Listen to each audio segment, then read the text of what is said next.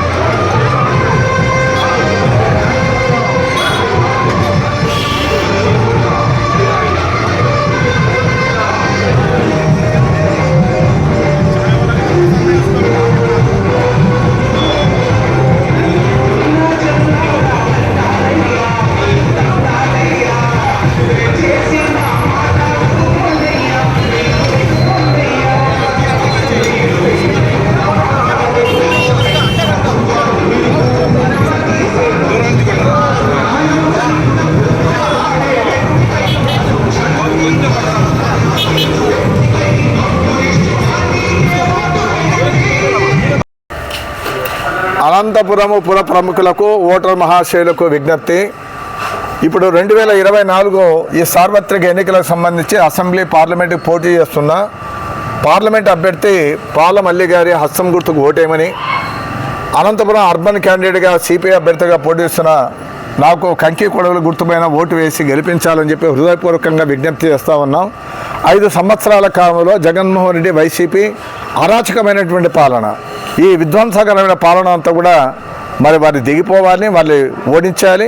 అదేవిధంగా భారతీయ జనతా పార్టీ, సంఘ్ పరివార్ శక్తులు భారతదేశంలో కులాలకు, మతాలకు ఇవాళ అతీతమైనటువంటి పార్టీ కాదు ఇది. కులతత్వం, మలతత్వాన్ని పెంచి పోషించి మతోన్మాదంతో పరిపాలన చేసేటువంటి ఈ పార్టీని సాగనంపాలి.